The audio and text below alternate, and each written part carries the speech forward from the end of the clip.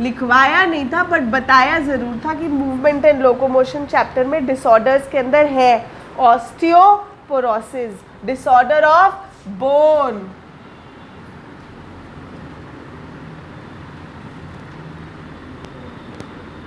जिसको क्या बोलते हैं, ऑस्टाइसिस फाइब्रोसा सिस्टिका। सिस्टिका क्यों? क्योंकि सिस्ट बन जाती है खाली जगह।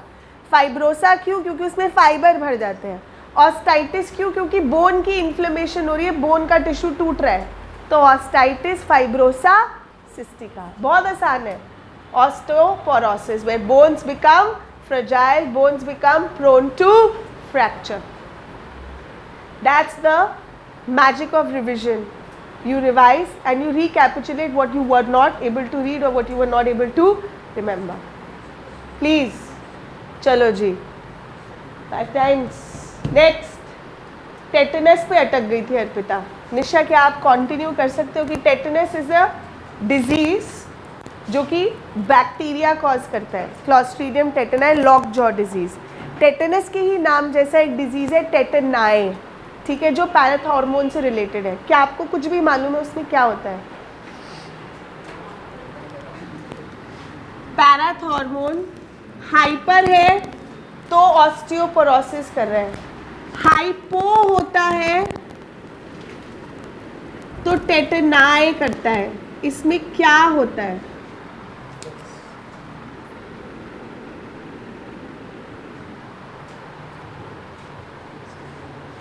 पारुल, उससे क्या होगा?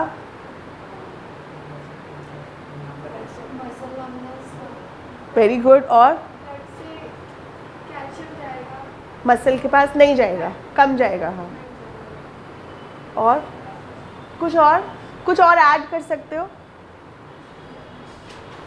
जब हम नेक्स्ट क्लास में आते हैं तो मैं एक्सपेक्ट करती हूँ कि आप घर जाके उसे एनसीईआरटी से पढ़ा होगा, है ना, घर जाके उसके क्वेश्चन सॉल्व करे होंगे, घर जाके शायद किसी बुक से जिससे क्वेश्चन सॉल्व करते हो वहाँ पे उसको पढ़ा होगा, है ना, तो कुछ एक आधा पॉइंट एक्स्ट्रा भी उसके बारे में मिला होगा। I want you an edge over the next class when you come, please. हाँ बोलो बेटा। Not really. Okay, let's talk about this. Neural controlling coordination के बारे में थोड़ा बहुत आइडिया है। वहाँ पे कैल्शियम का रोल होता है कहीं पर, कब होता है ये? हाइपर पैराथायरॉयडिज्म में। मालूम है वो कैल्शियम का रोल कहाँ होता है न्यूरल कंट्रोल एंड कोऑर्डिनेशन में? जब इम्पल्स पास होता है, ठीक है, जब आपको न्यूरोट्रांसमीटर एक्चुअली रिलीज करना है। न्यूरोट्रांसमीटर रिलीज तब होता है जब कैल्शियम से मैसेज आता है। अब कैल्शियम की हो गई कमी, ठीक है, कैल्शियम होम्योस्टैसिस हो गया गड़बड़, तो जो आपकी नर्व्स और मसल्स हैं उनका भी कैल्शियम लेने देने का सिस्टम क्या हो जाता है? गड़बड़। तो वो उनके लेने या ना देने पे अपने आप ही इम्पल्स जनरेट होने जाता है, नर्व में भी और मसल में भी। अपनी मर्जी से वो काम करती है, नहीं करती, नम रहती है, एक्साइट करती है, ट्विच होता है, जिसको हम बोलते हैं कि अब नॉर्मल, कभी भी स्पाज्म हो जाएगा, कभी भी ट्विच हो जाएगा, कभी भी नमनेस या कॉन्ट्रैक्शन हो जाएगी। दिस इज़ बिकॉज ऑफ आपका मसल और नर्व का कोऑर्डिनेशन, कि आपका न्यूरॉन भी कैल्शियम डेफिशिएंसी में अपनी जो इम्पल्स जनरेशन है उसकी इरेगुलर हो जाती है। Sit down. तो टेटनाई में there is decreased calcium in blood, जिसकी वजह से दो चीज़ें अफेक्ट होती हैं। वो दो चीज़ें क्या है? एक मसल, दूसरा न्यूरॉन। न्यूरॉन जो कि एक्चुअली फिर किस पे इफेक्ट करता है? न्यूरोमस्कुलर जंक्शन, जिसकी वजह से क्या होता है आपके पास? Because of calcium imbalance there is twitch, spasm, numbness, twitch. हाँ, अभी एकदम से उसको लगा कि नहीं मैसेज तो आया नहीं, कैल्शियम कह रहा कोई बात नहीं, फिर भी न्यूरोट्रांसमीटर रिलीज कर दो। सो that is an abnormal Twitch, spasm और numbness, which is collectively known as टेटनाई. ये जो अब नॉर्मल मसल एक्टिविटी है वो न्यूरॉन और मसल की कोऑर्डिनेशन गड़बड़ाने की वजह से हो रही है, जिसको हम क्या बोलते हैं, टेटनाई. तो अगर parathyroid, I am sorry, oh sorry, blood, ठीक है. मस्ट नो हाइपो पैराथायरॉयडिज्म में क्या होगा, हाइपर पैराथायरॉयडिज्म में क्या होगा, हाइपोथायरॉयडिज्म में क्या होगा, हाइपर थायरॉयडिज्म में क्या होगा. One more function of thyroid which we did not discuss yesterday. हाँ, हाइपोथायरॉयडिज्म के केस में usually animal kingdom, usually morphology of animal से रिलेटेड होता है. With respect to frog, can anybody tell me role of thyroid in the physiology of frog? Okay,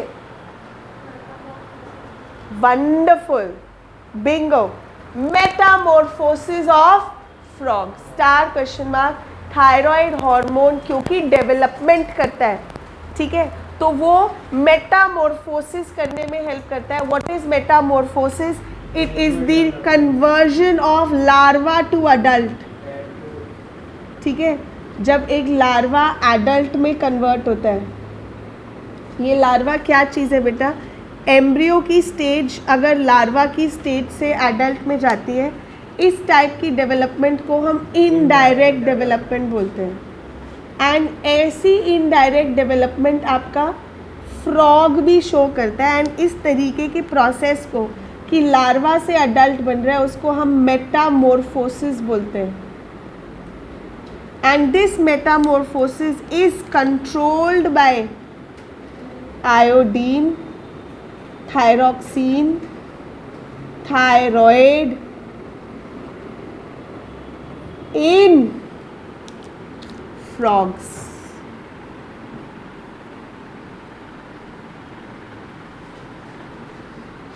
ठीक है, कई बार क्वेश्चन आता है with respect to comparison of growth hormone and comparison of thyroxine as a hormone. कि मान लो larva को हमने ग्रोथ हार्मोन दिया, ठीक है, तो क्या होगा, और लार्वा को हमने थायराइड हार्मोन दिया तो क्या होगा.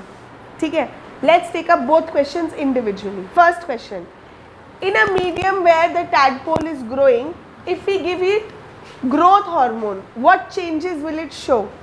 हाँ, इंक्रीज इन साइज,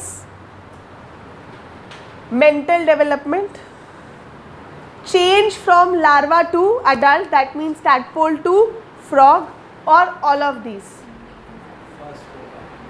हाँ जी, which one? I repeat, अगर मैं एक tadpole को एक ऐसे मीडियम में ग्रो करूँ जिसमें ग्रोथ हार्मोन है तो क्या होगा? Will it increase in size? Will it show increased mental development? Will it develop from larva to adult, or all of these? How many say all of these? Raise hand. 1 2 3, okay, 4. How many say only develop from larva to adult? 1 2. How many say mental development? You say both, you can choose only one. Okay. How many say only one, it will increase in size? नहीं, growth hormone is responsible for increase in size. देखो, larva to adult क्या होता है, metamorphosis. वो कौन करता है, thyroxine. It will only increase in size. ठीक है, अगर थायरॉक्सिन देते तो इट वुड शो मेटामॉर्फोसिस. अभी क्लियर है? अगर क्वेश्चन आएगा तो you will be able to define thyroxine क्या करेगा, ग्रोथ हार्मोन क्या करेगा. क्लियर है? चले आगे. कौन रह गया? सबने कुछ आंसर कर दिए, गलत ही करे, कोई बात नहीं. चले, I hope thyroid, parathyroid clear in all respect. Shall we go to thymus now? Okay, thymus is a gland which is present in the chest region. पहली बात. दूसरी बात, it is present just behind the breast bone. Breast bone which is known as dash. Raise hand. breastbone, that's collarbone, clavicle. Sternum, breastbone is known as sternum. Excitement में गलत answer नहीं करने का बिडू. Okay, it's just behind the breastbone. When a young one is born, it has fair enough large size of thymus. Slowly and gradually it starts decreasing. By the age of 50, it totally diminishes and the immunity shots down low. ठीक है, that is why corona में बोला था कि जो भी 60 साल से ऊपर के लोग हैं उनको तो बहुत ज़्यादा ध्यान रखना है, बिकॉज उनके अंदर इम्यूनिटी लेवल बिल्कुल क्या है, लो है, क्योंकि उनके पास थाइमस सपोर्ट नहीं करता. इवन अगर ऐसा कहते हैं कि आपको अगर कोई इन्फेक्शन हो गया है जिसकी वजह से जो आपको इम्यूनिटी प्रोवाइड करने वाले सेल्स हैं वो डैमेज हो गए हैं, तो भी आपका life saviour second hand help कौन हो सकता है, थाइमस, क्योंकि it is the organ which will help your immune cells to grow. It will help your immune cells to attain training and fight against infections. That is why it is also known as the training center of lymphocytes. Specifically one type of lymphocytes which provide us immunity, T lymphocytes. ठीक है, थोड़ा सा lymphocyte के बारे में बात करते हैं before we go forward, because we need to understand the function of thymus. We cannot understand the function of thymus until and unless we know about lymphocytes. Lymphocytes एक तरीके के ब्लड सेल्स हैं, एक तरीके के वाइट ब्लड सेल्स हैं. They are granulocytes और agranulocytes. Hands up. Lymphocytes are granulocytes और agranulocyte. Very good. They are agranulocytes. उनमें ग्रैन्यूल्स नहीं होते. दो तरीके के ए ग्रैनुलोसाइट्स होते हैं, लिम्फोसाइट्स और monocytes. Lymphocytes is one of them. ठीक है, इनमें ग्रैन्यूल्स नहीं होते, इनमें कलर नहीं होता, ये एसिडिक बेसिक न्यूट्रल नहीं होते. ठीक है, इनका काम होता है बॉडी में इम्यूनिटी प्रोवाइड करना एक स्पेसिफिक तरीके की. स्पेसिफिक मतलब एक बैक्टीरिया है जैसे कि क्लॉस्ट्रीडियम टेटनाई, तो अगर कोई एक सेल है वो उसी के अगेंस्ट हमें इम्यूनिटी प्रोवाइड करेगा और किसी के अगेंस्ट नहीं करेगा. स्पेसिफिक का मतलब ये होता है एक टाइफॉइड को मतलब मारने वाला लिम्फोसाइट है तो वो सिर्फ टाइफॉइड के बैक्टीरिया को मारेगा और किसी को नहीं मारेगा. That is called specific immunity. ये लिम्फोसाइट्स हमें इस तरीके की स्पेसिफिक इम्यूनिटी प्रोवाइड करते हैं. ये दो टाइप के होते हैं, T lymphocytes and B lymphocytes. ठीक है, टी लिम्फोसाइट्स सेल बनाते हैं, अलग अलग तरीके के सेल बनाते हैं. उनकी आर्मी में कौन है, सेल है. अब जैसे आई डोंट नो तुम्हें कितना मालूम है अपने डिफेंस के बारे में, बट हर किसी की डिफेंस की ना अलग अलग तरीके होते हैं. किसी के पास आर्मी में लोग ज़्यादा होते हैं. India has one of the 4th largest army with respect to men. किसी के पास आर्मी ज़्यादा नहीं है, जैसे कि जापान, उसके पास लोग ज़्यादा नहीं है, but believe me the technology Japan has is unbeatable with respect to the tanks, with respect to the aircraft, with respect to the navals. बहुत ही बढ़िया टेक्नोलॉजी है उनके पास, and nuclear power not to mention, right. तो same way में हमारे पास जो टी लिम्फोसाइट्स है उनकी आर्मी में लोग ज़्यादा है, माने सेल ज़्यादा है. जो बी लिम्फोसाइट है उसकी आर्मी किसकी बनी है, वो कैसे फाइट करता है इन्फेक्शन से, वो क्या बनाता है, टेक्नोलॉजी बनाता है, लोग बनाता है, या कुछ और बनाता है. कोई और try to participate. How do B lymphocytes provide immunity? Wild guess.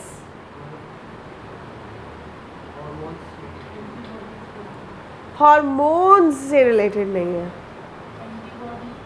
Very good. B lymphocytes produce antibodies. वो एक तरीके के प्रोटीन्स बनाता है, ठीक है, जिनको हम क्या बोलते हैं, एंटीबॉडीज. Y शेप के होते हैं, गामा ग्लोबुलिन्स भी बोलते हैं, जिनको हम बोलते हैं वो हमें एंटीबॉडीज़ बना के देते हैं. तो ये दो तरीके हैं जिससे हमारी बॉडी की इम्यूनिटी होती है स्पेसिफिक, जो हम अपनी लाइफ में एक्वायर करते हैं जब हम धीरे धीरे बड़े होते हैं, इन्फेक्शन होते हैं, हमारे सेल्स ट्रेन होते हैं, वो इस तरीके से हमें इम्यूनिटी प्रोवाइड करते हैं.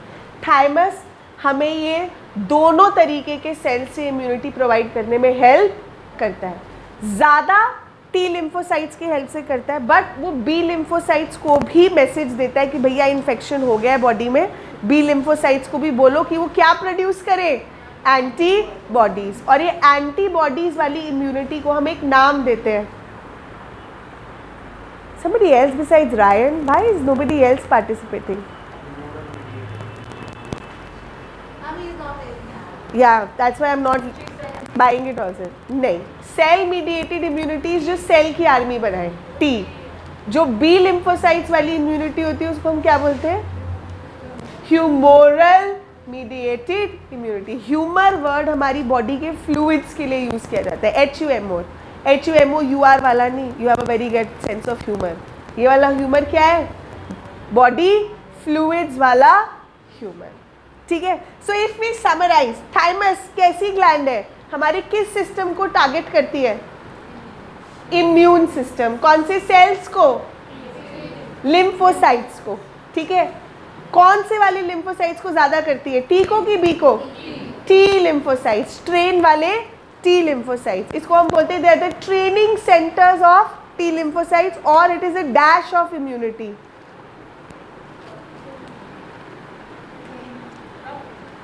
जब किसी को क्राउन पहनाया जाता है तो उसको क्या बोला जाता है? We are handing over the dash of the kingdom to you. क्या बोला? कौन बोला? Very good. We are handing over the throne of the kingdom to you. So that is the throne of immunity.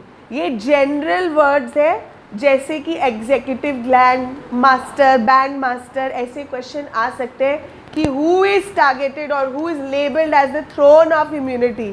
Option में होगा bone marrow, thymus, lymph node, spleen. फिर confuse हो जाओगे throne of immunity कौन होता है? कौन होता है? Thymus. Is this thing clear? Let's write thymus please.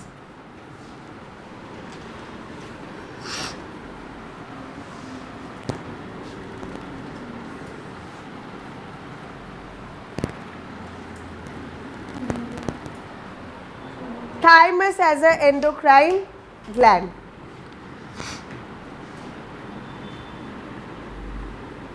Location क्या है?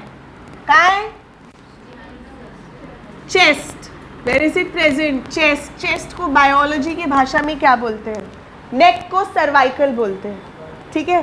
चेस्ट को क्या बोलते हैं? This portion which is above the diaphragm is known as dash. Abdomen is this. Six pack abs कैसे दिखाते हैं? यहाँ तक कुर्ता ऊपर कर देते हैं, यहीं तक करते हैं ना. This is thorax.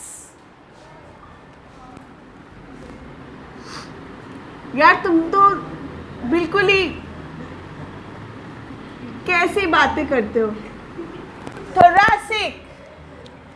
ठीक है. Behind breast bone. देखिए मैं तो एनीवेज पोजीशन में नहीं हूँ. My weight is more than 86. So no abs. Behind breast bone which is sternum. किसी को वेट लॉस टेक्निक आती है तो ज़रूर मुझे बता दें. आई एम इन डेड नीड.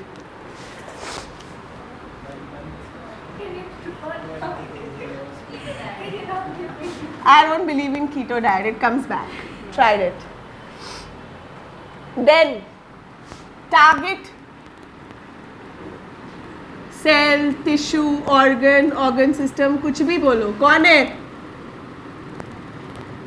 कौन है? Immune system, immune cells.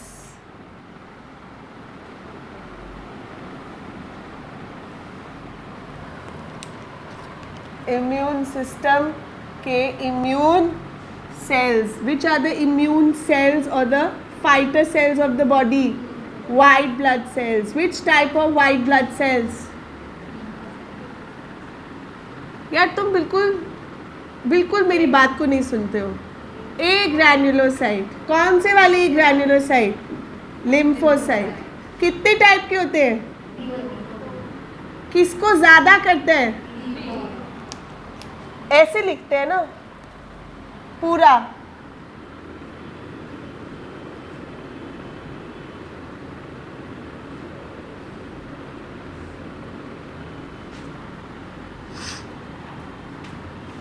More effectively.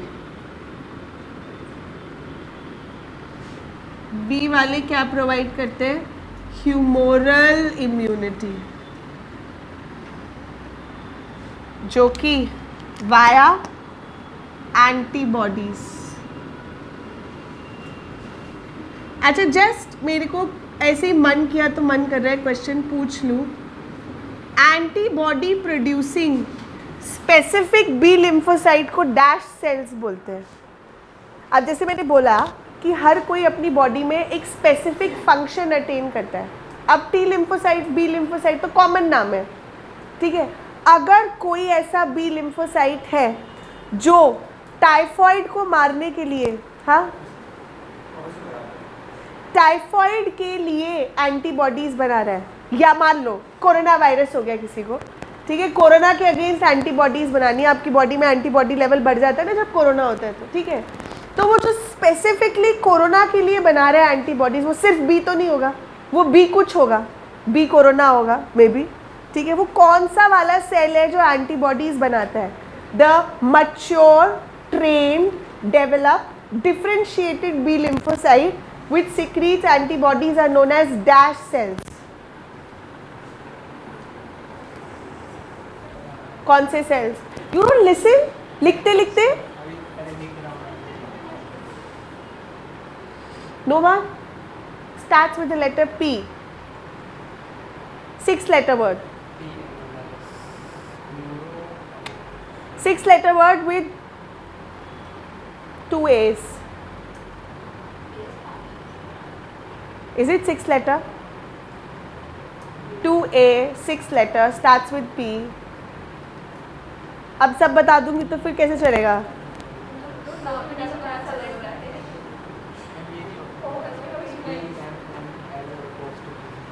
PMNLs are polymorphonucleolymphocytes, which are basically not lymphocytes, leukocytes. They are neutrophils, जो मैक्रोफेजिक होते हैं. बी लिम्फोसाइट्स जो कि इम्यूनिटी देने के लिए एंटीबॉडीज बनाते हैं. Plasma cells, differentiated B lymphocytes are called plasma sales.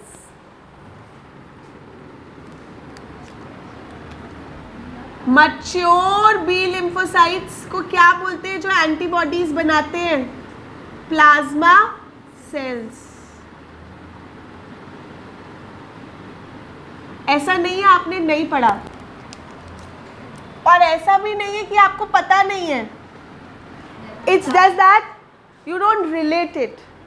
Please, my only purpose here is to teach you how to relate it, because when you connect the dots you can actually find the way to get the correct answer even when you feel for the first time कि तो मैंने पढ़ा ही नहीं तो मुझे आता नहीं. कितनी बार ऐसा होता है आप क्वेश्चन देखते हो पेपर में, शिट ये तो मुझे आता ही नहीं तो मैंने कभी पढ़ा ही नहीं. But that doesn't mean that you can't find the right answer. ठीक है, okay, let me think about it, let me think. ये ऐसे होता है, ये इससे कनेक्टेड होता है, ये इससे कनेक्टेड होता है, इससे कनेक्टेड, उसका आंसर ये हो सकता है. You know, you can find the answer even if you don't know the question, if you can connect the dots from one topic to another. Please learn to do it. It will help you find the right answer. More answers as compared to how many you can find it right now. ठीक है? अच्छा, तो हमें location पता है, हमें target organ पता है. What is a hormone? सारी बातें कर ली. एंडोक्राइन ग्लैंड है, हार्मोन बनाती है. उस हार्मोन का नाम क्या होता है? What is the chemical nature of this hormone? It's a peptide hormone.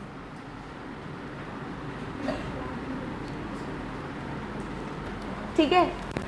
Size की अगर हम बात करें, उसके पास एक कंडीशंस अप्लाई है. Size increases, then it has a edge when it is maximum, and then it decreases. थोड़ा सा तो बढ़ता ही जैसे बॉडी बढ़ती है, ठीक है. और बाय द एज ऑफ 15 उसके पास एक मैक्सिमम साइज होता है. हम बोलते हैं कि जो आपके, तुम तो जवान बच्चे हो, नहीं कहते मम्मी पापा कुछ नहीं होगा तुमको, है ना. सो द 15 टीनेज एज, 16 क्यों बोलते हैं 16 years old, sweet 16, you know that's the age you are full of everything. हाँ, full of energy, full of immunity, full of resources, full of knowledge, हाँ, full of youth. So sweet 16 is the best age you can enjoy, which you are currently in, probably 16, 17, 18. Okay, so that's the maximum size of thymus at 15, and then slowly and gradually it decreases and it diminishes at the age of 50. So it's always in the multiple of 5. So by 50 आप खच्चर हो चुके होते हो, आपके पास कोई immunity नहीं है. Exactly. नहीं यार, I'm 35. I'm going to turn 35 this year. हाँ. I have my birthday of 14th of September, about to come. Typical Virgo. छुट्टी हो गई. चले. So thymus provides you immunity. How? Mechanism of action. How does this thymosin actually work?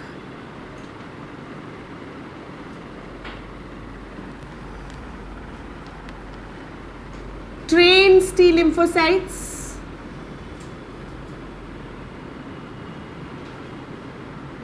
Guides B lymphocytes.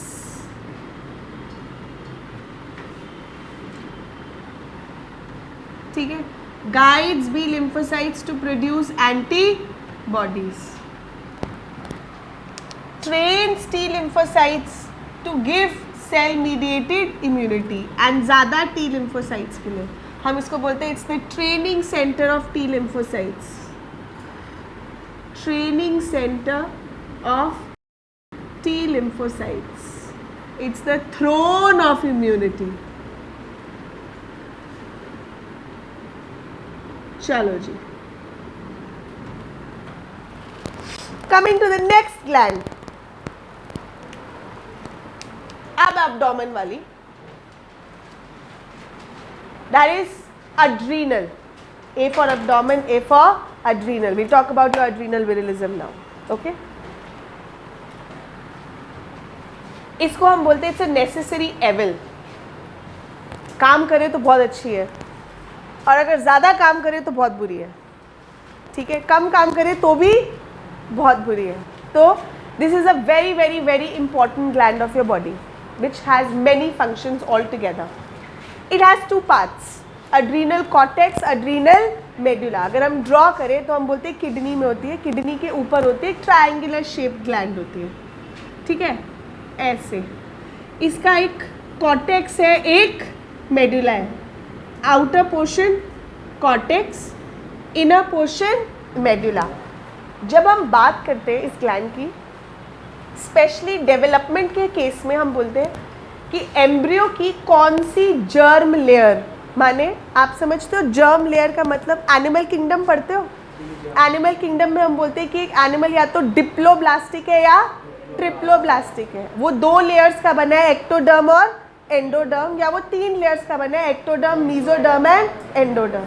Right now ये जो 3 germ layers होती हैं ये हमारी पूरी बॉडी बनाती है. हमारी एम्ब्रियोनिक डेवलपमेंट 3 लेयर्स से होती है. सारे ऑर्गन्स इन्हीं तीनों लेयर्स से कहीं ना कहीं जुड़ जुड़ कर बनते हैं. क्वेश्चन क्या आता है, what is the origin of adrenal medulla, what is the origin of adrenal cortex. Why the question comes because जब आप रिप्रोडक्शन यूनिट पढ़ते हो तो उसमें बताते हैं कि आपका जो नर्वस सिस्टम है, ठीक है, वो कौन सी जर्म लेयर से अराइज होता है. Anybody has a clue? Your nervous system arise from which layer of your embryo? Ectoderm, mesoderm, endoderm. Hands please. 1 person at a time and नहीं करेंगे.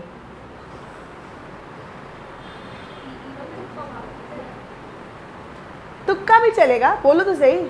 हाँ, mesoderm, ectoderm. You have only 20 seconds to attempt a question in NEET.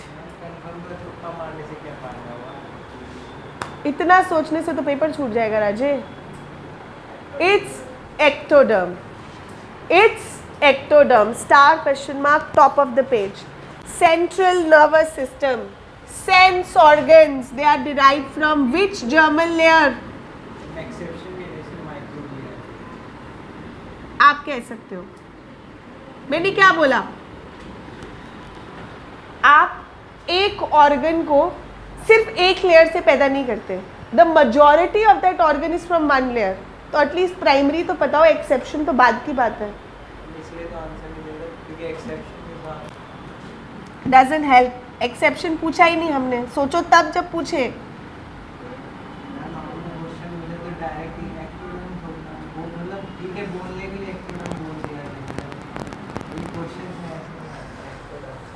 क्या बात कर रहे हो? I can show you direct question. Anyways, germinal layer ectoderms give us what? The central nervous system as well as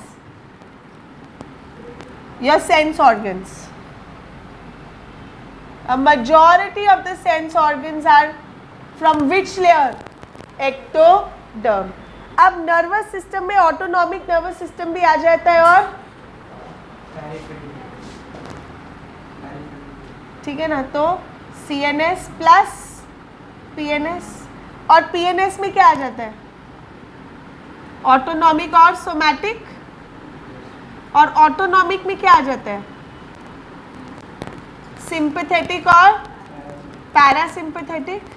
ये sympathetic nervous system, इसका मतलब कौन सी layer से है? एक्टोडर्म। मोटी मोटी बात, सिंपैथेटिक नर्वस सिस्टम कहाँ से है? एक्टोडर्म। और सिंपैथेटिक नर्वस सिस्टम के जो सिंपैथेटिक नर्व्स होते हैं उनका न्यूरोट्रांसमीटर कौन होता है? सिर्फ एसिटाइल कोलिन होता है। कैटेकोला means epinephrine, non epinephrine, adrenaline और nor adrenaline. Am I right? इसका मतलब अगर सिंपैथेटिक नर्वस सिस्टम जो एपिनेफ्रीन, नॉन एपिनेफ्रीन के बेसिस पर काम कर रहा है,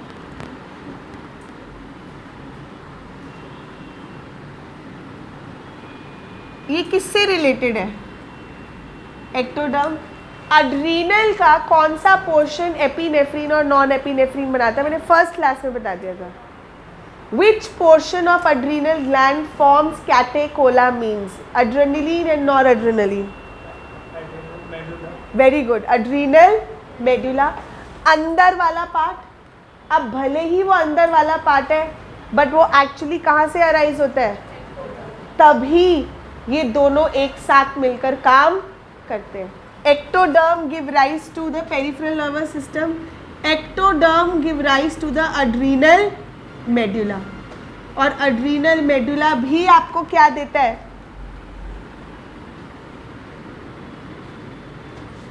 एपिनेफ्रीन और नॉर एपिनेफ्रीन।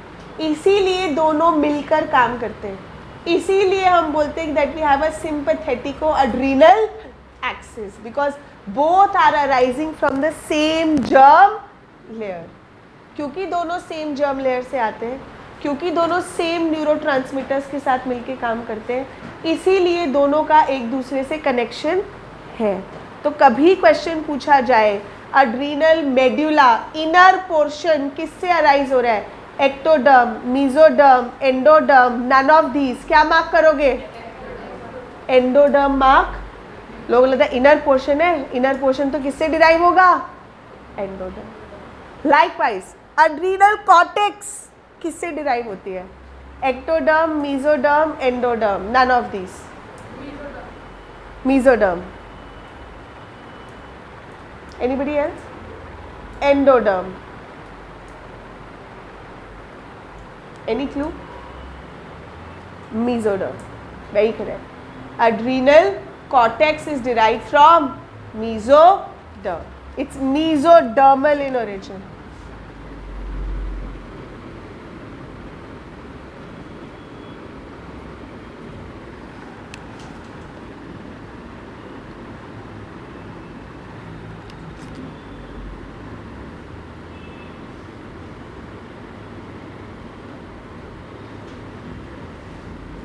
याद रहेगा?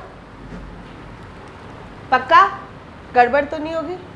चले, एक तो बात हो गई लोकेशन की कि जो आपकी एड्रीनल ग्लैंड है it is located over the kidney. उसके स्ट्रक्चर की, it has an outer cortex, inner medulla. Medulla releases epinephrine, nor epinephrine. It is in conjunction with sympathetic nervous system, and sympathetic nervous system acts during which scenario?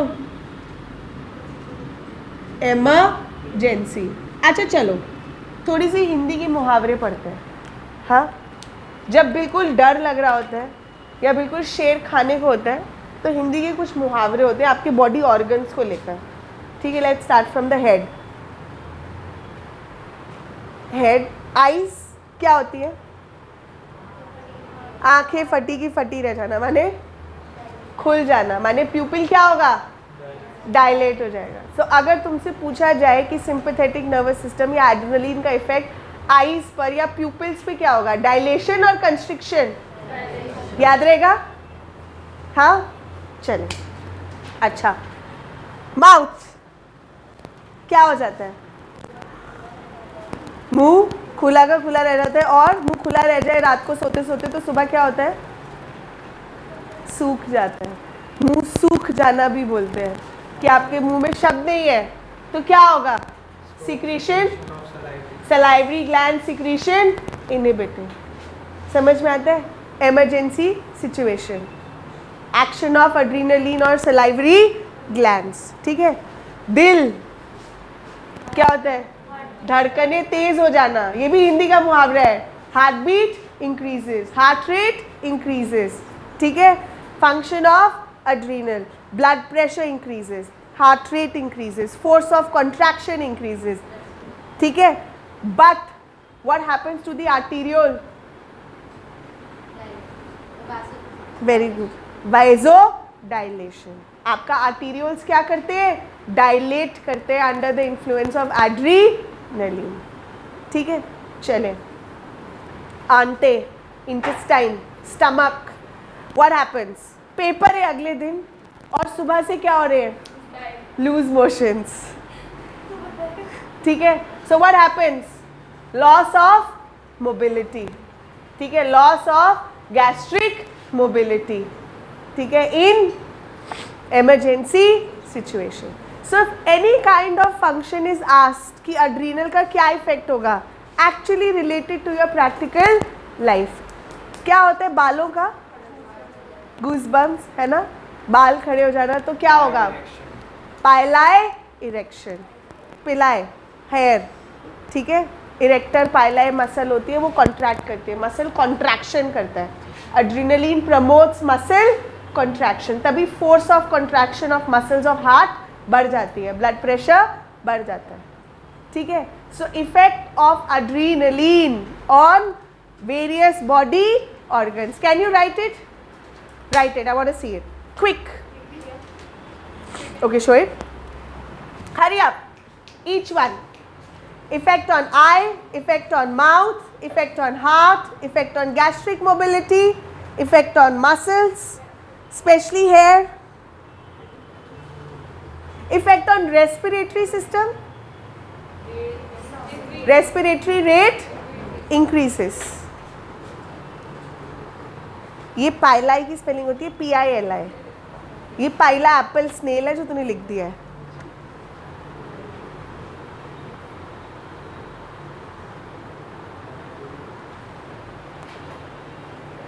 PILI, erector pili या pili erection. Pili word is for hair, even you use it for roots.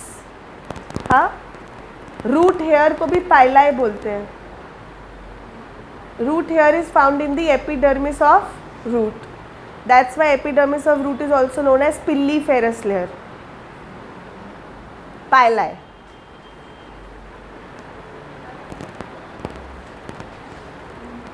कम से कम 5 तो दिखाना मुझे। खुद से लिख मेरे भाई, खुद से, खुद से, खुद से।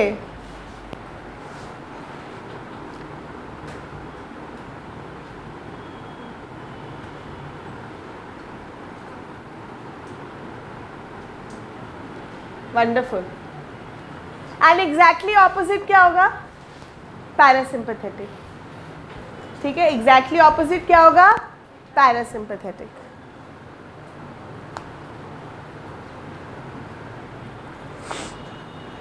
How many? Who else is done? Show time. Himani. You know, I have my best friend's name as Himani. I used to call her Hermione from which series is that? The witches one. Harry Potter.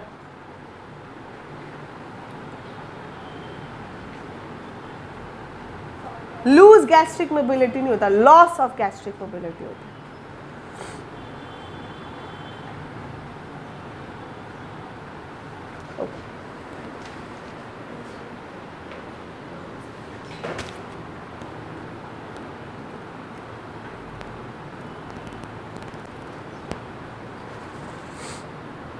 Clear है सबको? कोई दिखाएगा पीछे से? Dilation of pupil, dilation की spelling होती है DILA, ठीक है। Loss LOSS, force of contraction of muscle, vaso dilation.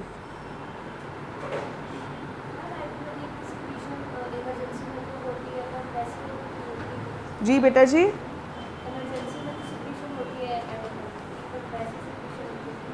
Balance बनाने के लिए, कोई चीज़ कम हो जाए तो उसको बढ़ाने के लिए। बातें नहीं, आपको पता है थायराइड भी एड्रीनल स्टिमुलेशन करता है। स्टार क्वेश्चन मार्क थायराइड में लिख लें। Thyroid stimulates adrenal gland to release adrenaline. कल किसी ने मुझसे क्वेश्चन पूछा था इससे रिलेटेड, कहाँ है वो क्वेश्चन? दे रहा हूँ।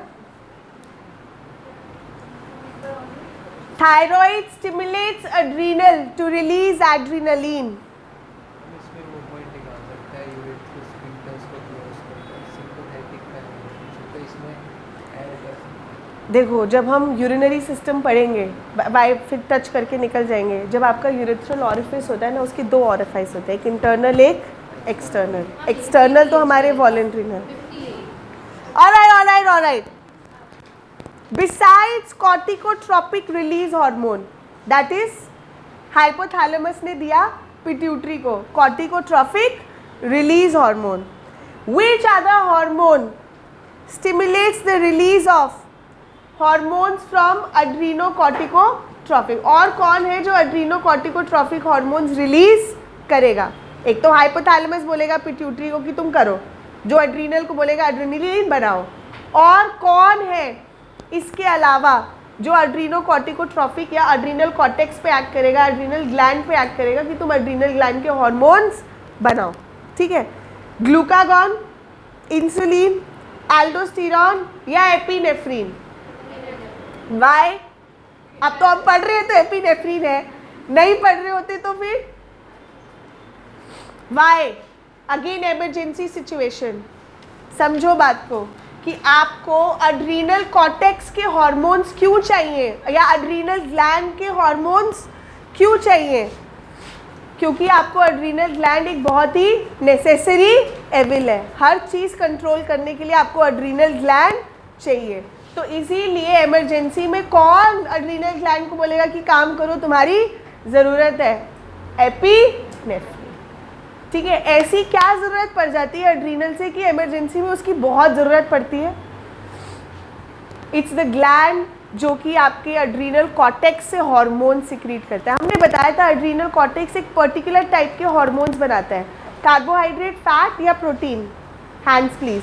किस टाइप के हार्मोन्स एड्रीनल कॉर्टेक्स बनाती है? कार्बोहाइड्रेट, फैट या प्रोटीन? बहुत ईजी है। क्यों हमने उसको कॉर्टिकॉइड्स बोला था? क्योंकि वो स्टेरॉयड हार्मोन बनाती है, फैट टाइप, ठीक है। सारे के सारे हार्मोन्स जो एड्रीनल कॉर्टेक्स से आते हैं वो किस नेचर के हैं? स्टेरॉयड नेचर के हैं, ठीक है। और ये जो एड्रीनल कॉर्टेक्स की लेयर्स हैं, 3 लेयर्स है। Adrenal cortex is further divided into 3 layers. देखो मैं इसको GFR से याद रखते हैं, very simple. Glomerular filtration rate होता है जैसे वैसे, कि जो पहली है वो क्या है? ग्लोमेरुलोसा। दूसरी है वो क्या है? फैसिक्युलाटा। तीसरी है वो क्या है? रेटिक्युलोसा, ठीक।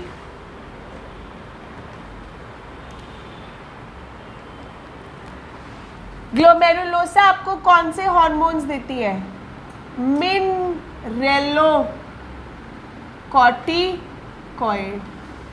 फैसिक्युलेटा आपको कौन से देती है? ग्लूकोकॉर्टिकॉइड। रेटिकुलोसा आपको कौन से देती है? सेक्स कॉर्टिकॉइड्स और गोनाडोकॉर्टिकॉइड्स भी बोल सकते हैं, बट हम यूजुअली उनको reproductive or sex corticoids.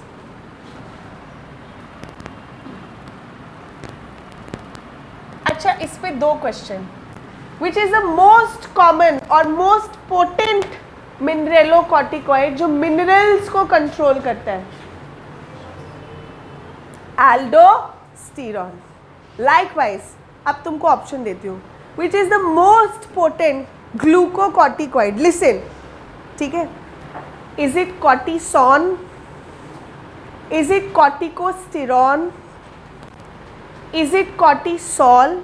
और it is deoxycorticosterol? I repeat, listen, they are all different. Is it cortisone? Is it corticosterone? Is it cortisol? Or it is deoxycorticosterol? Raise hands. चलो, let's take it from all 3 of you. हाँ, C. C. It's cortisol. Star question mark. Major glucocorticoid of the body is cortisol. Can I rub thymus?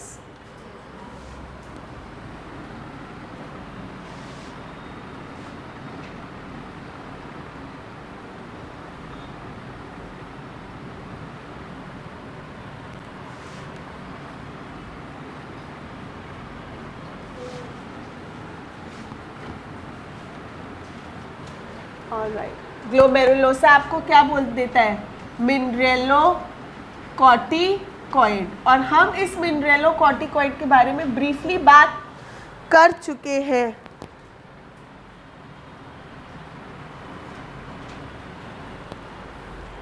See, I tell you, it's very good to have a good company, but not within the class.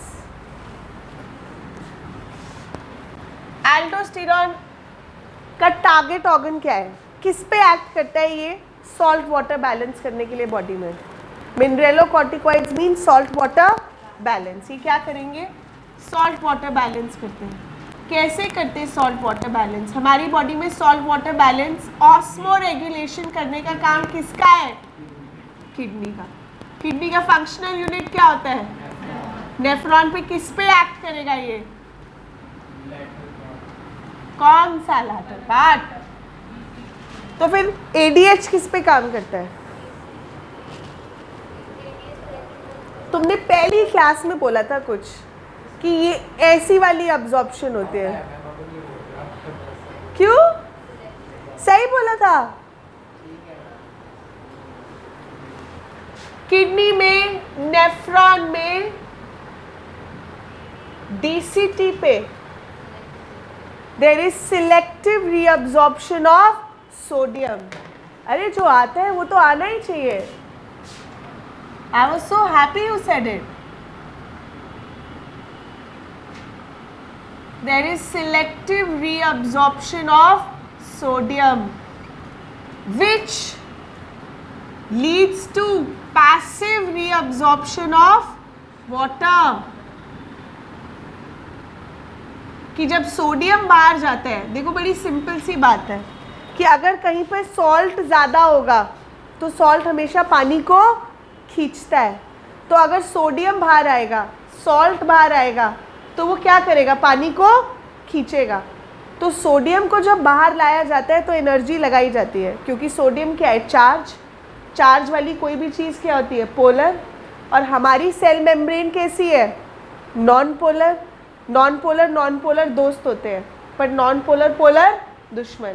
Non polar ऐसे होते हैं कि जब भी school में late हो जाओ और गेट पे ड्यूटी लगी हो दोस्त की, दादा मैं मैम को कुछ नहीं बोलूँगा, और अगर यही कोई दुश्मन आ जाए तो यहीं खड़ा रहे, 10 रुपये फाइन दे और प्रिंसिपल को एक्सप्लेनेशन दे के जाइए आगे की लेट क्यों आया था. Am I right? तो लाइकवाइज जब आपका कोई polar substance non polar cell membrane से जाने की कोशिश करता है तो उसको जाने नहीं दिया जाता, फाइन लगता है, एनर्जी लगती है, एक्टिव ट्रांसपोर्ट लगता है. तो ये जो सोडियम की रीअब्जॉर्प्शन होती है कैसी होती है? एक्टिव. कौन करवाता है? एल्डोस्टेरॉन. क्यों करवाता है? क्योंकि उसको क्या करवानी है? Water reabsorption. तो सॉल्ट भी रीअब्जॉर्ब हो रहा है और वाटर भी रीअब्सॉर्ब हो रहा है। सॉल्ट अब्जॉर्प्शन कैसी है? एक्टिव। वाटर रीअब्जॉर्प्शन कैसी है? पैसिव, क्योंकि वो ऑस्मोसिस से होगी। सॉल्ट ज़्यादा हो गया तो ऑस्मोटिकली पानी अपने आप बाहर मूव करेगा। Star question mark. This selective reabsorption of sodium is active, but water reabsorption is passive. From which part of nephron? DCT। कौन करा रहे हैं? एल्डोस्टेरोन। कहाँ से आ रहे हैं? Which layer of adrenal cortex? First layer, glomerulosa. पहली चीज पता होनी चाहिए एड्रीनल कॉर्टेक्स का हार्मोन है। दूसरी चीज पता होनी चाहिए एड्रीनल कॉर्टेक्स की फर्स्ट लेयर ग्लोमेरुलोसा का हार्मोन है। तीसरी चीज ये सॉल्ट वाटर बैलेंस करता है। इट्स अ मिनरेलोकॉर्टिकॉइड, ठीक है। It's the most potent mineralocorticoid. Target organ क्या है? किडनी। किडनी में DCT। कैसे सॉल्ट वाटर बैलेंस करता है? By reabsorption of sodium and passive reabsorption of water. कहानी खत्म। एड्रेनलिन एल्डोस्टेरोन कहाँ से आया? किस पर गया? क्या किया? क्यों किया? हो गया? What, when, where, how. ठीक। लाइकवाइज फैसिक्युलाटा आपको कौन से हार्मोन्स देता है? ग्लूकोकॉर्टिकॉइड्स। और ये ग्लूकोकॉर्टिकॉइड्स बेसिकली क्या करते हैं? Carbohydrate metabolism. बॉडी में कार्बोहाइड्रेट मेटाबॉलिज्म करते हैं। जो क्वेश्चन आपका था ये उससे रिलेटेड है। कार्बोहाइड्रेट्स में कौन आते हैं? पहले तो पता होना चाहिए कार्बोहाइड्रेट में आता क्या है, फिर उसके मेटाबॉलिज्म के बारे में बात करेंगे। जैसे तुमको पता है कि स्टेरॉइड एक टाइप का लिपिड है, वैसे ही कार्बोहाइड्रेट में कौन आते हैं? Glycogen is a carbohydrate, very good. Cellulose is a carbohydrate, starch is a carbohydrate, glucose is a carbohydrate. Can I say monosaccharides, disaccharides, polysaccharides, these are all carbohydrates? कह सकती हूँ। सबसे पोटेंट मोनोसैकेराइड जो हमारी बॉडी में हर चीज़ के लिए इस्तेमाल होता है, ग्लूकोज, ठीक है। एनर्जी भी देता है, प्लस एनर्जी के साथ साथ ग्लाइकोजन भी बनाता है, फैट भी बना सकता है अगर चाहे तो, ठीक। स्टोरेज भी होती है। सो सबसे इंपॉर्टेंट कौन होगा? ग्लूकोकॉर्टिकॉइड, जो कार्बोहाइड्रेट मेटाबॉलिज्म कंट्रोल करेगा, ग्लूकोज कंट्रोल करेगा। अब मुझे बताओ कौन है महारथी, हाँ, जो मुझे बताएगा ये ग्लूकोज का क्या करता है? ग्लूकोज बढ़ाता है या ग्लूकोज घटाता है? इज इट हाइपरग्लाइसीमिक और हाइपोग्लाइसीमिक? हाइपो, नॉट श्योर, सोच लो। देखो, बी इन द क्लास। हम बात कर रहे हैं ग्लूकोकॉर्टिकॉइड्स जो है वो कार्बोहाइड्रेट मेटाबॉलिज्म करते हैं। वो ग्लूकोज का क्या करते हैं? उसको बढ़ाते हैं या उसको घटाते हैं? हाँ, हाइपो। रैट रेस मत करो। It's hyperglycemic. It works opposite to insulin. देखो, इमरजेंसी में मैंने अभी बोला उसका क्वेश्चन है, इमरजेंसी में तुमको ग्लूकोज कम करनी है या बढ़ानी है? अगर किसी को इलेक्ट्रिक शॉक लगता है सबसे पहले क्या बोलते हो? अरे चीनी का पानी लाओ, इसके मुंह में चीनी डालो। क्यों? It's instant source of energy. चीनी इमीडिएटली अब्जॉर्ब होगी, उसे एनर्जी मिलेगी, वो शॉक से रिवाइव कर पाएगा। कल को अगर घर में किसी को लग जाए तो प्लीज़ चीनी का घुला हुआ पानी डालना मुंह में सबसे पहले। It's an instant source of energy. Even better glucose water, easily absorb, quickly absorb, ठीक है। Why? Because energy will help you combat the energy situation. तो उस टाइम पे मुझे ग्लूकोज कम नहीं करनी है, मुझे ग्लूकोज बढ़ानी है, ताकि मैं ग्लूकोज को यूज़ कर सकूँ, ताकि उससे मुझे क्या मिले? एनर्जी मिले। इमरजेंसी में I am in more need of energy. Please understand. So ये जो आपका कार्बोहाइड्रेट मेटाबॉलिज्म ग्लूकोकॉर्टिकॉइड्स करते हैं, ये क्या करते हैं? They increase the level of glucose. Increase glucose in blood, and कोई भी चीज जो ब्लड ग्लूकोज लेवल को बढ़ाता है उसको हम क्या बोलते हैं? हाइपरग्लाइसीमिया करते हैं। ये हाइपरग्लाइसीमिक होता है, जिससे हमें एनर्जी मिलती है। इसीलिए इसको हम कैलोरीफिक हार्मोन भी बोलते हैं या कैलोरिक हार्मोन भी बोलते हैं, कैलोरीमेट्रिक हार्मोन भी बोलते हैं। Everything which is related to energy, energy बढ़ाएगा तो वो सब कुछ उसका करता है, ठीक है। एंड ये कैसा है with respect to insulin? Is it synergistic, antagonistic? very important. Glucocorticoids are antagonistic to somebody, synergistic to somebody. Antagonistic to insulin, synergistic to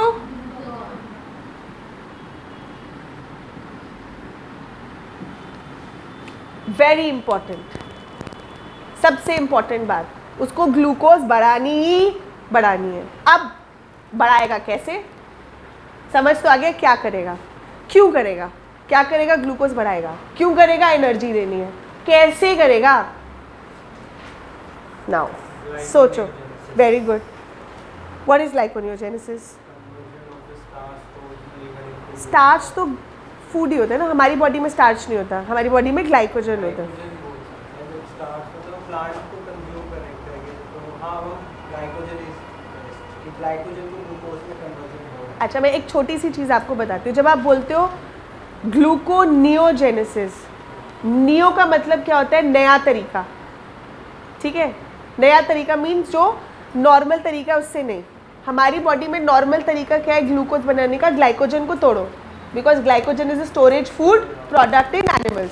तो ये तो नॉर्मल तरीका है ग्लाइकोजन तोड़ना।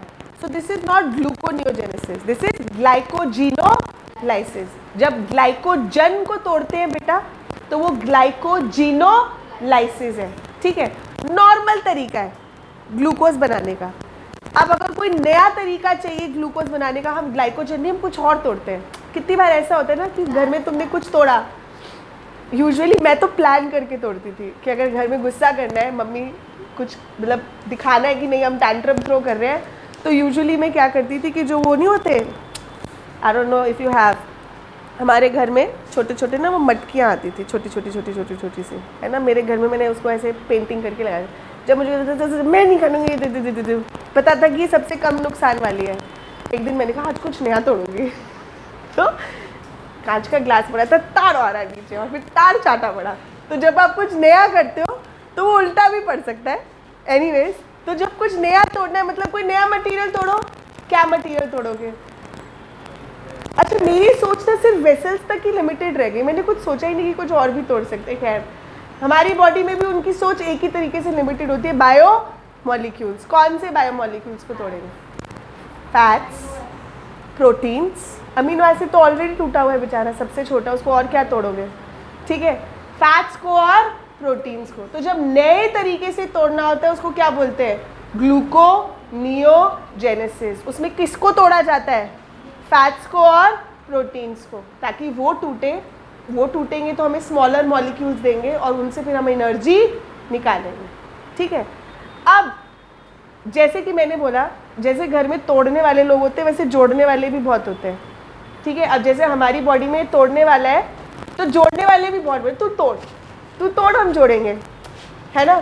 सो अगर तोड़ के ग्लाइकोजन को वो ग्लूकोज बना रहा है तो कोई ग्लाइकोजन बनाने वाला भी तो बैठा है, तो कहेगा तू तोड़ मैं बना दूंगा, तो मेरी मेहनत तो बेकार हो गई, मेरी मेहनत तो क्या हो गई? बेकार हो गई।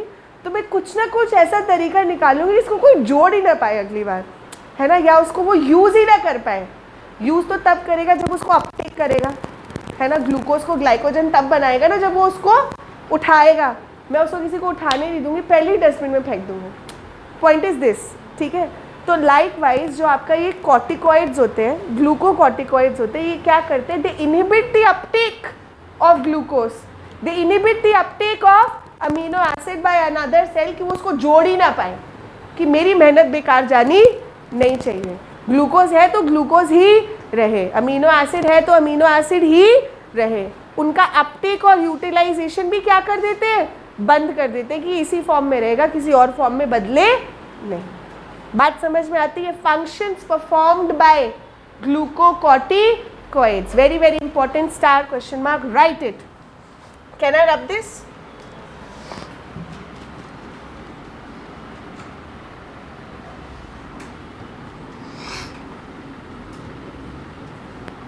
All right. तो ये जो हमारा ग्लूकोकॉर्टिकॉइड है, इसका actions,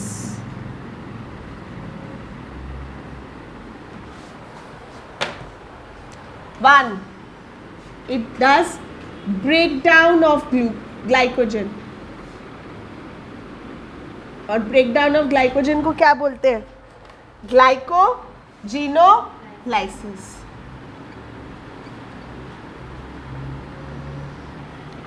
It is responsible for breakdown of fats and proteins. Fats को भी तोड़ता है, प्रोटीन्स को भी तोड़ता है, to form glucose. I am sorry, हाँ बोलो बेटा। यही break down of fats and proteins to form glucose, gluconeogenesis,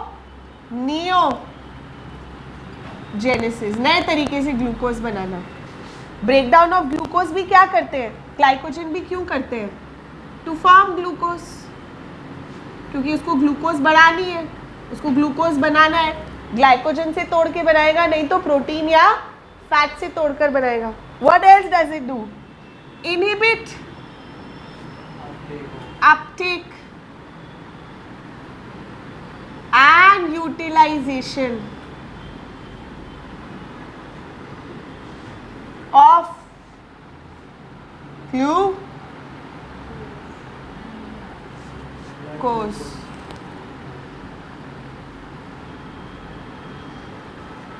अब ये किसको रोकेगा कि भैया तू ग्लूकोज मत उठा या अमीनो एसिड मत उठा? कौन है हमारी बॉडी में जो ग्लूकोज अमीनो एसिड को तोड़ जोड़ करता है?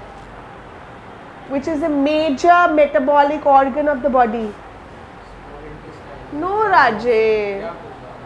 Which is the major metabolic organ of the body? Metabolic, absorptive नहीं, liver. Which organ? Liver. Target organ क्या होगा? Liver. क्या सिर्फ liver ही ग्लूकोज अमीनो एसिड यूटिलाइज करता है? कोई और भी है? ये तो मेजर है। Adipocytes, very good. और अगर कोई एक और भी करना हो तो 3 major cells, to be very true, liver cell, fat cell and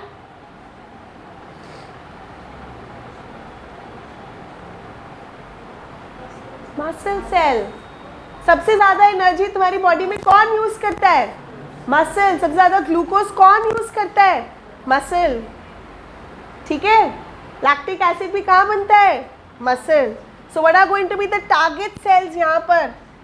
किसको अपटेक करने से रोकेगा, किसको यूटिलाइज करने से रोकेगा?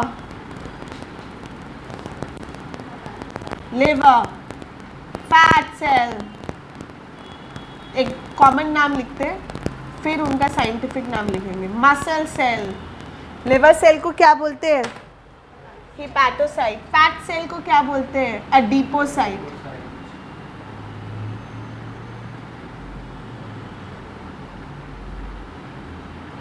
आप मसल सेल को मायोसाइट भी लिख सकते हो, पर मसल सेल ही काफी है, पता होना चाहिए। ठीक है, इसके अलावा भी कॉर्टिकोस्टेरॉइड का एक रोल होता है। क्या?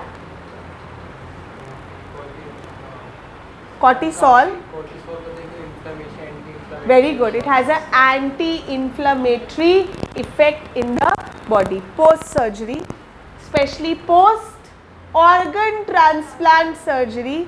हम क्या प्रेफर करते हैं पेशेंट्स को देना? कॉर्टिकोस्टेरॉइड, स्टेरॉइड्स देते हैं। आपने बहुत सुना होगा, डॉक्टर्स आजकल क्या देते हैं? पेन हो रहा है, स्टेरॉइड ले लो। ठीक है, पस बन रही है, स्टेरॉइड ले लो। क्यों पस क्यों बनती है? Okay, let's talk about a bit of pus. What is pus? White fluid. क्यों बनता है? पोस्ट इन्फेक्शन, ठीक है, पोस्ट इन्फेक्शन बनता है। इसमें डेड सेल्स होते हैं, WBCs होते हैं, ठीक है, वोन आउट सेल्स होते हैं, थोड़ा बहुत RBC भी हम मान लेते हैं, मरमुरा के उसमें पस में आ जाता है, ठीक है। बेसिकली क्यों बना रही है हमारी बॉडी वो? As a response to infection. It is a response of my immune system. अगर इम्यून सिस्टम काम ना करता तो पस नहीं बनती, सिंपल सी बात है। तो अगर मैं चाह रही हूँ कि और पस ना बने, पस सुखानी है, तो पहले उसे बनना रोकना पड़ेगा, क्योंकि मैंने सुखा दी फिर और बन गई, फिर सुखा दी फिर और बन गई, उसका क्या फ़ायदा? तो पहले तो बननी रोकनी पड़ेगी, फिर जो है उसको सुखाना पड़ेगा। तो बनाना रोकना कैसे करेंगे? इम्यून सिस्टम को बोलेंगे अभी थोड़ी देर रुक जा, मत बना, ठीक है, जो बनी हुई है उसको हैंडल करने दे, फिर बाद में तेरा जो मन करे कर लियो, right? Now what happens when you give steroid? You tell the immune system stop making it. You stop making it. जो सुखाने की बात होती है कि क्यों बना रहा था इम्यून सिस्टम वो? Because of a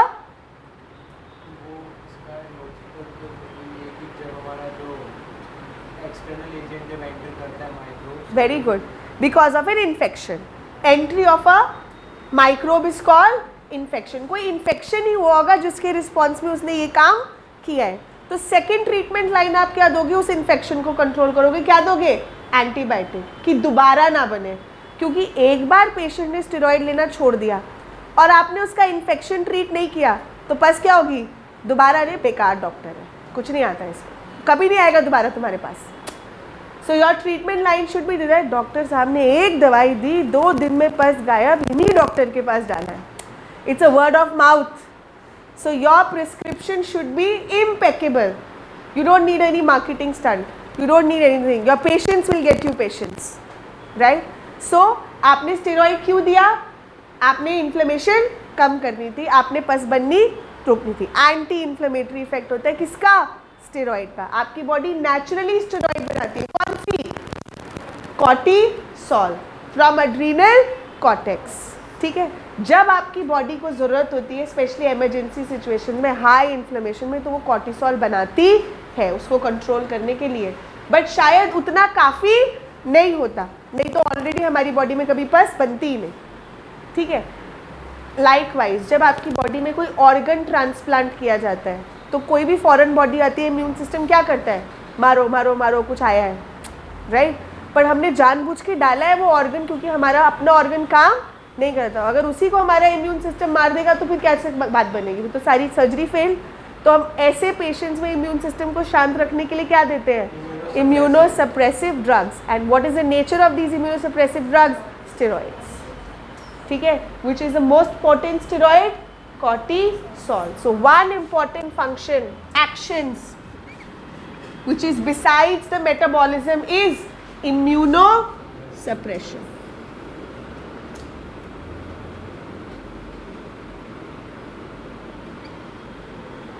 Is this thing understood? ठीक है.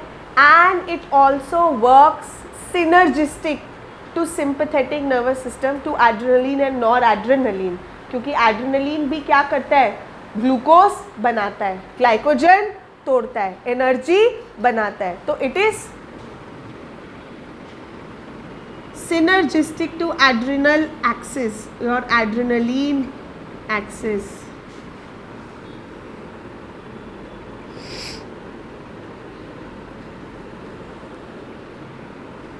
ठीक है बेटा. तो एड्रेनलिन एड्रीनल कॉर्टेक्स को बोलेगा हार्मोन सिक्रीट करने के लिए, वाइस वर्सा. एड्रीनल कॉर्टेक्स के हार्मोन्स किसके रिस्पॉन्स में सिक्रीट होंगे? एपिनेफ्रिन. तो वो जो आंसर है वो ये है. ठीक है. हाँ जी, सेम टाइप से, सेम तरीके से काम करेगा, उसके साथ मिलकर काम करेगा. ऐसा. एंटागोनिस्टिक माने ऑपोजिट, सिनर्जिस्टिक माने सिमिलर, साथ मिलकर. Clear about glucocorticoids? पक्का पक्का पक्का. Which is the major glucocorticoid? Cortisol. Lastly, coming to reticulosa. क्या गिरा ढक्कन? Can I write it here? आप लोग नीचे लिखिएगा please. Reticulosa, the last layer, which gives you the sex corticoids.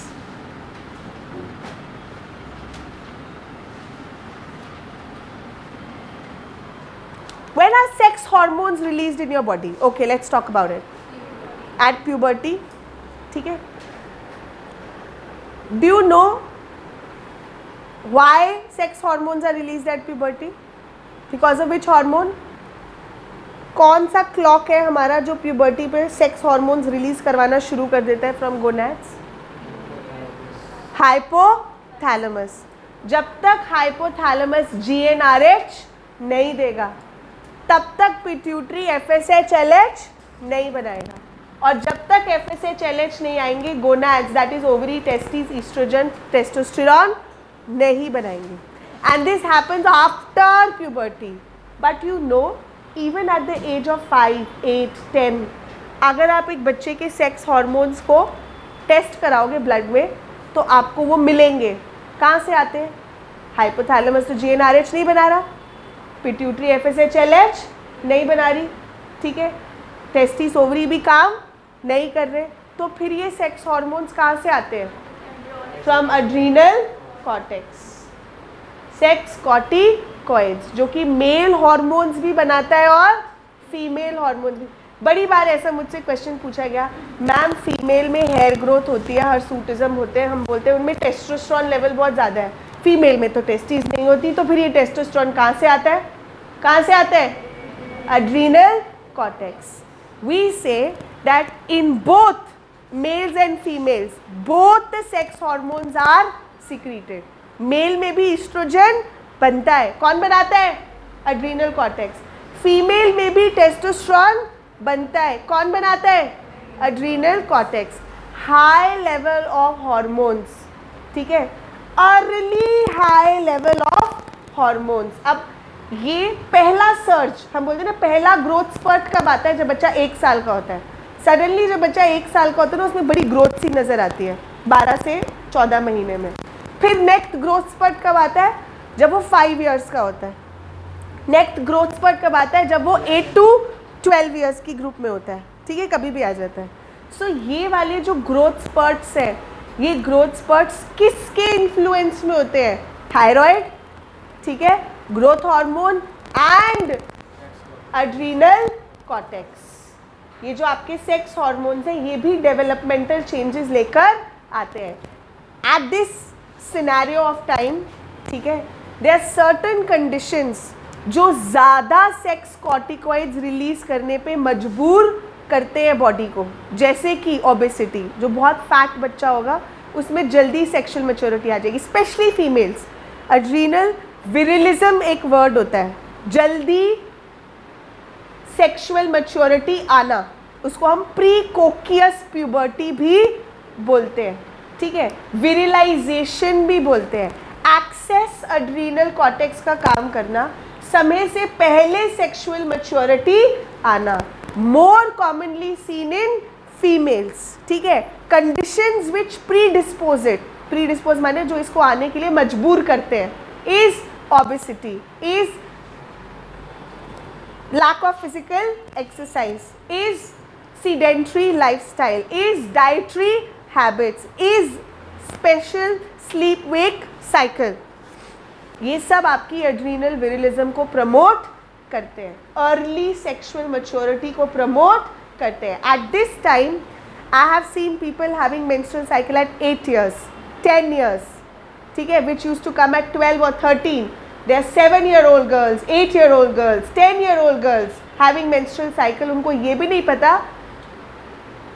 It's very difficult to explain an 8-year-old that you're going to have periods. You're supposed to wear sanitary napkins. You're supposed to take care of things. It's very difficult. So this virilism is very harmful for the mental as well as physical development of a young child.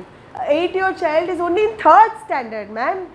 3rd standard is way too small to handle such a situation in the body of a female, and unluckily they occur in the body of a female. तो अगर कभी विरिलिज्म पे question आए तो विरिलिज्म is what?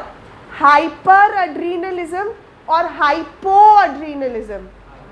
Hyper एड्रीनलिज्म आपकी NCERT disease बोलती है is characteristic of hypo adrenalism. Can anybody tell me? Very good, Addison's disease. हर ग्लैंड का हाइपर सिक्रीशन भी हमें पता होना चाहिए और हाइपो सिक्रीशन भी हमें पता होना चाहिए। तो जो एड्रीनल ग्लैंड है specially with respect to sex corticoids, हम क्या बोलते हैं? ये एंड्रोजेंस भी बनाती है। एंड्रोजेंस माने मेल सेक्स हॉर्मोन्स, और ये फीमेल सेक्स हॉर्मोन्स भी बनाती हैं, लाइक ईस्ट्रोजन एंड, इनको हम ईस्ट्राडायोल्स बोलते हैं, प्रोजेस्टेस्ट्स भी बोलते हैं। ठीक है, एक्सेस विल कॉज, अगर ये एक्सेस में सिक्रीट हो गए दोनों तो क्या हो जाएगी? एड्रीनल विरिलिज्म, जो कि क्या करेगी? प्रीमैच्योर प्यूबर्टी, जिसको हम प्रीकोकियस प्यूबर्टी भी बोलते हैं, समय से पहले।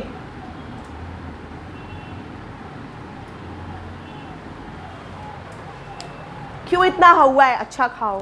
क्यों इतना हुआ है? दिन में फ्रूट्स खाओ, फैट मत खाओ, जंक फूड मत खाओ, नारियल पानी पियो। This is because with the current lifestyle we are having, with the current level of carcinogens we are exposed to, we must take care of the diet which we eat, because there are so many things in the body which are regulated by it. Time से सो, बचपन में सिखाते थे early to bed, early to rise makes a man healthy, wealthy and wise, but कोई follow नहीं करता। मैं भी नहीं करती, I try, but मैं, हाँ, if someone tells me to wake up at 5 o'clock in the morning, मेरी नानी मर जाती है, I can't. 5 o'clock is like too early. 7, 8 comfortable. 8:30 you start your class here, so you get up at 6:30. Way too good. 4:30 is wow.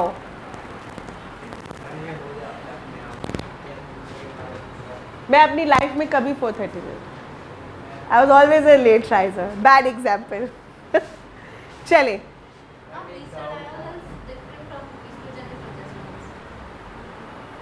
In chemical sense yes,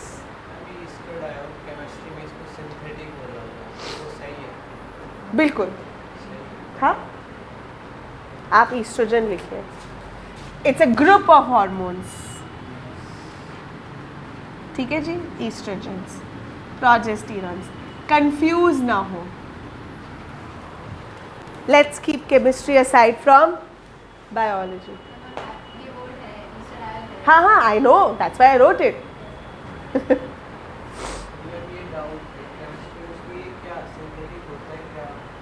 यार देखो, हम अपनी body में है ना, जैसे आपका सिंथेटिक साइटोकाइनिन और नेचुरल साइटोकाइनिन, वैसे ही natural auxin, synthetic auxin, function तो एक ही होता है। It's like that. हाँ बिल्कुल है, हम बनाते हैं आर्टिफिशियली, केमिकल तो हम कोई भी बना सकते हैं artificially. We know the chemistry, we can make it in the lab. Adrenal hyposecretion, adrenal hyper secretion, दोनों डिसऑर्डर्स आपको पता होने चाहिए। वो hyposecretion Addison's disease, hyper secretion starts with the letter C, इसको छोड़कर।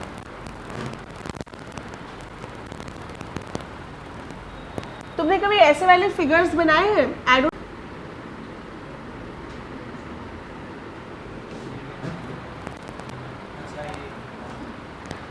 जिसको हाइपर सिक्रीशन हो जाती है ना, वो ऐसा हो जाता है। लेमन स्टिक अपीयरेंस, नो हाथ पैर सुपर पतले, हाँ, और पेट सुपर मोटा.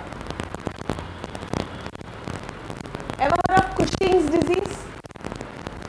It's because of hyper secretion of adrenal gland.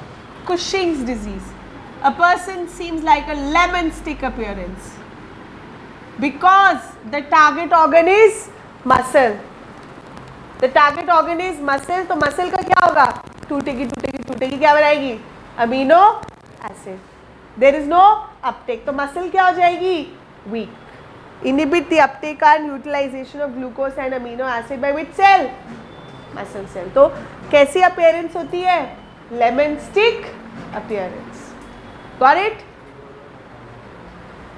Cushing's disease, hyperadrenalism, ठीक है, जिसके अंदर स्पेशल इफेक्ट किस पे होता है? Muscles wasting, breakdown, protein breakdown. इसलिए बट कोई तो चीज़ है ना बॉडी में, ग्लूकोज तो बन रहा है, इंसुलिन भी काम कर रहा है, तो बिकॉज ऑफ एड्रीनल सबसे ज़्यादा इफेक्ट किस पे आ रहा है? मसल पे. और जो एक्सेस है वो फैट के फॉर्म में स्टोर हो रहा है, क्योंकि फैटी एसिड को कुछ नहीं हो रहा, ग्लूकोज को हो रहा है, अमीनो को हो रहा है, बट फैटी एसिड को खास कुछ नहीं हो रहा. तो fat fat fat fat fat store हो जाएगा, बदला गोल हो जाएगा. ठीक है. लेमन स्टिक अपीयरेंस बोलते हैं इसको. जब आपकी पेशेंट क्लिनिक में घुसेगा ना, जब आप डॉक्टर बन जाओगे, आधी बीमारी तो आप उसको देख के ही जज कर लोगे, इसको ना ये होगा. फिर आप कुछ बोलोगे नहीं, पेशेंट आएगा, आप उसको बिठाओगे, हाँ जी भाई साहब क्या हुआ, पहले तो बताएगा जी मैं इस जगह से हूँ, मेरा ये नाम है. पेशेंट को बड़ी क्यूरियोसिटी होती है कि वो अपने बारे में बताए. कुछ ऐसे होते हैं, कुछ बिल्कुल नहीं बोलते. Either ways you have to keep your mouth shut. ठीक है. You wait for the patient to speak up. What's the problem? Because until and unless patient tells it from their own mouth problem क्या है, बाद में बोलेंगे हमने तो ऐसा कहा ही नहीं था डॉक्टर साहब. So you let the patient speak and you only write it on the paper what the patient says. That's the rule of writing a prescription, taking a history. आप वही लिखोगे पेपर पे जो पेशेंट ने आपको बोला है, अपने मन से आप कुछ भी नहीं लिखोगे, बिकॉज ट्रीटमेंट भी आप उसी पे दोगे. वो prescription is your certificate what kind of a doctor you are. So your prescription talks a lot about you. Okay? Any doubts with adrenal? क्या टाइम है? अभी तो टाइम है.